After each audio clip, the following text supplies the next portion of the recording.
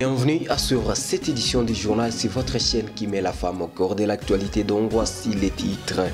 Campagne de distribution des kits de réinsertion socio-économique lancée à Bukavu ce jeudi, 160 femmes parmi les premières bénéficiaires de ces kits. La concurrence des produits importés sont les grands obstacles auxquels font face les femmes entrepreneurs au Sud Kivu. Révélation faite par Madame Wivine Munyerenkana, dont vous allez suivre les détails dans cette édition du journal. Voici les détails.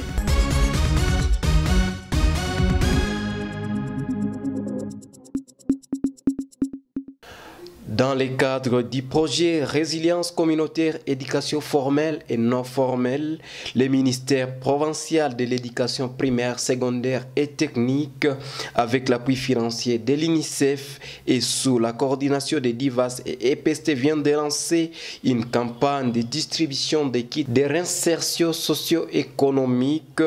C'est jeudi 24 octobre 2024 à Bukavu. 160 filles et 113 garçons figurent parmi les premiers bénéficiaires de ces derniers.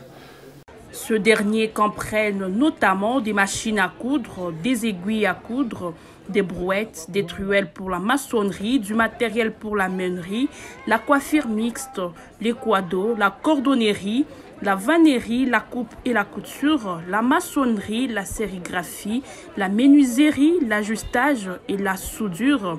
Ces kits sont destinés à 4005 jeunes et adolescents vulnérables de 3 territoires, Uvira, Mwenga et Kabare, ainsi que de la ville de Bukavu. Au total, 2635 filles et 1370 garçons bénéficieront de ces programmes.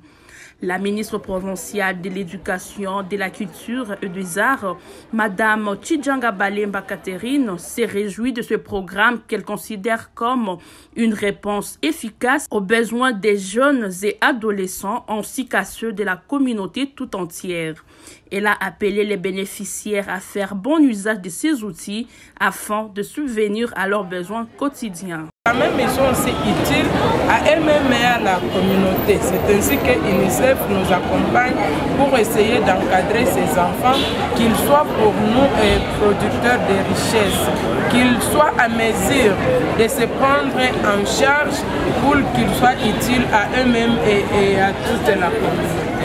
Le bénéficiaire de ces outils ont remercié l'UNICEF et le gouvernement pour cet appui. Ils promettent d'utiliser ces kits au mieux de leur capacité car ils considèrent que ces outils sont essentiels pour leur avenir. À Bukavu, Wivine Munyerenkana incarne une nouvelle génération de femmes entrepreneurs. Enseignante à l'Institut Kassali, elle a su concilier sa passion pour l'éducation à son désir. Lança sa propre entreprise de fabrication et vente de saucisses. Elle a démontré que l'entrepreneuriat est un levier puissant pour l'autonomisation des femmes. Diplômée en sciences de l'éducation à la paix, Wivine Munyerenkana a toujours été animée par le désir de contribuer au développement de sa communauté. En 2022, elle décide de se lancer dans l'aventure entrepreneuriale en créant l'établissement La Perfection, une entreprise spécialisée dans la transformation, formatrice en technique de perlage, mais également elle a suivi une formation pour la fabrication des saucisses, un choix audacieux dans un secteur traditionnellement dominé par les hommes. En optant pour la fabrication des saucisses, Wivine Munyerenkana a souhaité déconstruire les stéréotypes des genres et montrer que les femmes peuvent exceller dans tous les domaines. Malgré les défis liés à la pénibilité du travail et au manque de soutien financier, elle a persévéré, motivée par le désir de créer des opportunités pour les femmes et de promouvoir les produits locaux. Après mon observation, je me suis rendu compte que c'est les domaines dans lesquels nous trouvons seulement les hommes. presque les hommes seulement. Alors je me suis dit, me lancer aussi dans cette activité comme femme, voir s'il y a quelque chose de difficile qui freine à ce que les femmes ne puissent pas intervenir dans ces domaines. Je me suis lancée en commençant par une formation. Après la formation, j'ai trouvé que c'est intéressant, c'est bénéfique. Voilà comment je me suis lancée dans cette activité. Il n'y a pas assez de difficultés, mais je ne dirais pas aussi que ça peut manquer. C'est une activité qui demande la force. C'est un travail que nous faisons à la main. Ça demande le temps et c'est aussi fatigant. En tout cas, à ces jeunes filles, je leur conseille de se détromper. Ce n'est pas une activité réservée aux hommes seulement. Parce que moi, je suis femme. En tout cas, je suis fière quand je vois les gens consommer les saucisses que moi-même j'ai fabriquées. En tout cas, ça me valorise. J'ai de la fierté dans ce travail, mais aussi c'est un travail bénéfique. Parallèlement à son activité entrepreneuriale, Wivine Mounierinkana transmet sa passion pour l'entrepreneuriat à ses élèves. Elle a mis en place des ateliers de fabrication de paniers pour leur apprendre les bases de la création d'entreprises et les encourager à devenir des actrices de leur propre avenir. Si Wivine Mounierinkana a réussi à s'imposer dans un secteur concurrentiel, elle fait face à de nombreux défis. Le manque de financement, l'accès limité au marché et la concurrence des produits importés sont autant d'obstacles qu'elle doit surmonter.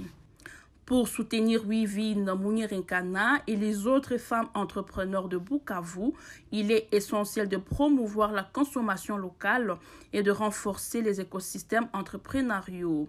Les pouvoirs publics, les organisations de la société civile et les secteurs privés ont un rôle important à jouer dans l'accompagnement de ces initiatives. Aux autorités qui sont en train de nous suivre, en tout cas, nous nécessitons leur soutien. Surtout le soutien financier, parce que le travail que moi j'ai fait, je suis limitée. Il y a certaines filles, femmes, qui me demandent la formation. Moi-même, j'ai une seule machine. Elles viennent sans machine.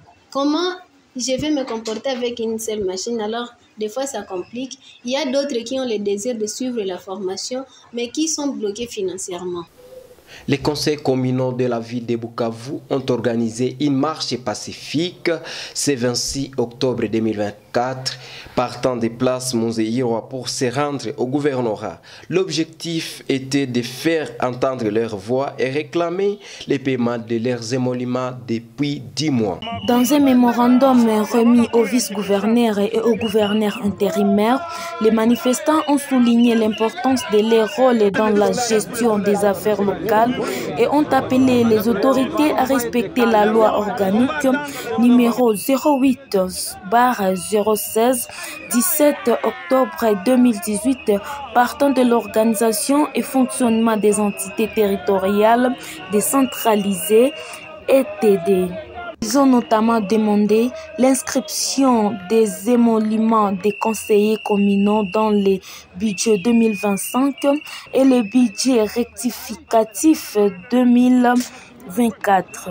En charge des frais d'installation et de fonctionnement des conseils communaux conformément à la loi. Le respect du télégramme vice-premier ministre de l'Intérieur. Face à cette situation, les conseillers communaux ont laissé attendre qu'ils pourraient intensifier leurs actions. Leurs revendications ne trouvent pas de réponse rapide.